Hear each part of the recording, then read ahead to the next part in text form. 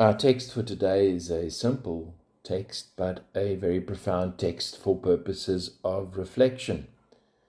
It is Ecclesiastes chapter 10, verse 18. Now, as an introduction, my father is 88 years old. He's a mechanical engineer.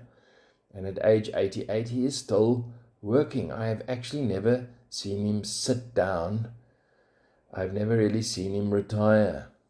And I was reflecting on the fact last week that he's still looking after so many people at the age of 88, and that I'm very proud of him and the example that he has set.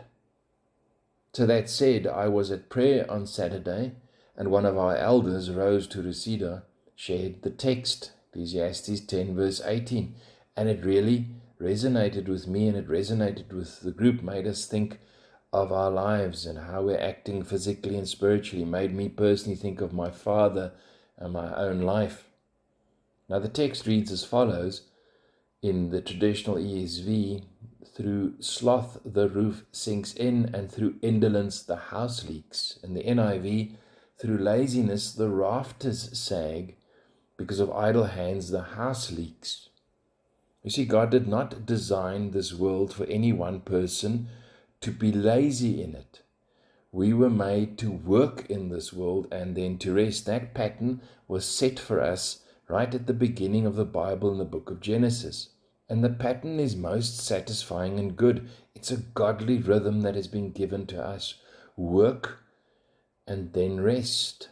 Work and then rest, regardless of your age. The concept of retirement is utterly unbiblical. And now, given the fall of man and the entry of decay into this world, there are consequences if our hands are idle for extended periods, whether that be because we're somewhere in a bar or in front of a television or with friends, or whether we've become despondent because of our situation and we're no longer doing anything. And that consequence from idle hands in our verse is that our house, our world, starts to fall apart. Proverbs 10 verse 4, he who has a slack hand becomes poor, but the hand of the diligent makes rich.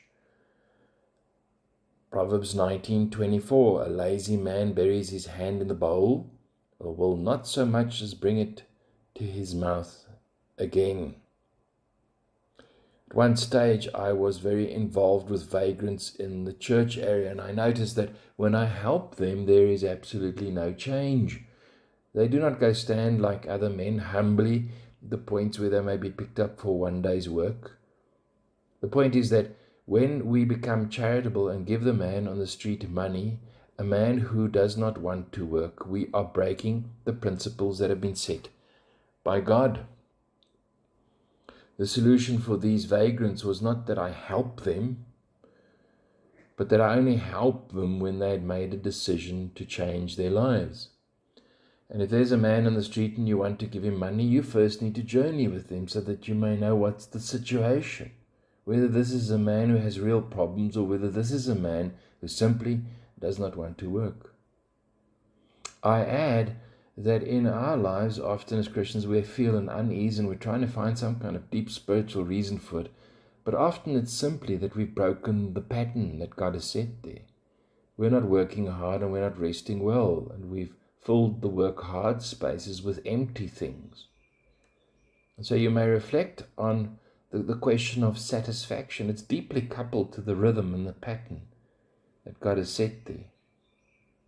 With the vagrants, every penny that I spent on them was wasted, and contrary to God's pattern and plan.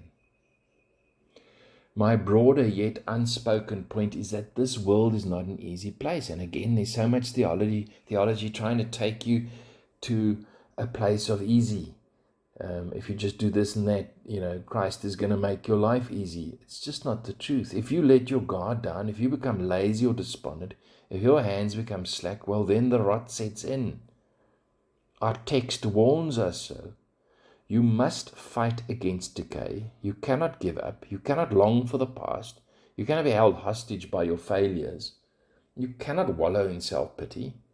You must work and rest. It is better to do a hard day's work and earn 200 Rand for your family and sit at home and wallow in your despondency and earn nothing. You would have aligned at least with God's pattern, and your spirit will at least be able to say at the end of the day, I worked today. I did my best. Tomorrow I'll try again. God, please bless my hands and my work. Save me out of my situation. Better to go out and work for little where others may see you and employ you. Better to humble yourself, in other words, and be raised up, than to stay at home where you are hidden. Better to work hard for no pay than to do nothing at home. I was watching a documentary on World War II. The suffering that the people went through is simply unimaginable. Physical assault, spiritual assault, hunger, rape, murder, death, illness, untold suffering, lack of water, lack of power, medical supplies, lack of homes, lack of food, children and adults dying with no dignity like flies. Now, you may be despondent about the state of your world, about the republic and your own situation. And every generation faces its own traumas and its own troubles. And the question is, how will that generation respond? How will we respond to our troubles? But our generation has not experienced anything near the trauma of full-blown war. Not near. More than ever, therefore, our hands must not be idle, lest our own country falls into any kind of anarchy. Wherever we are, we must work hard and work well and rest well. Because life is hard. Christianity will not take away the brutality of this sinful world. That's for the world to come. And Jesus will never take away your responsibility to work hard in this age. We are not to slack off and be lazy. We cannot count on yesterday and we cannot count on tomorrow. Every day has enough trouble of its own. The question is whether we will respond well. And so my suggestion to yourself and to me is work hard. Keep your nose clean. Love all people by serving them incredibly well, wherever God has placed you, and regardless of your pay. Work as if you're working for God. Work hard and rest well, because this is God's pattern for you. And if you follow the pattern, well, the rafters will not rot, and there won't be a leaking roof. And regardless of your situation, there will be a deep sense of dignity for having worked hard and rested well.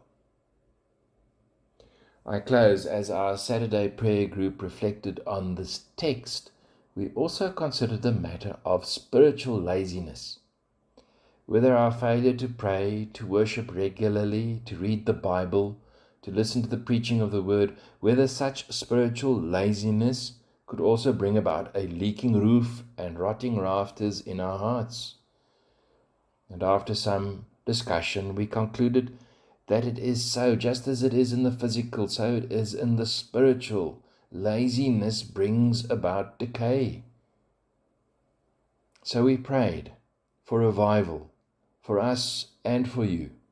Not the kind of revival where everyone is in some kind of hand-clapping public space with calls about power and more, but instead the quiet revival in each man's heart where God stirs the deep waters of his spirit, where spiritual hands are lifted up in the hidden places, and where the routine things of God happen every week, every day, with no pomp and ceremony and self-seeking, just flowing from a real need for God and proved by faithful discipline. Where we seek and serve God simply because He is the God who deserves to be sought and served. May God bless you with hands that are not idle, whether physically or spiritually. Amen.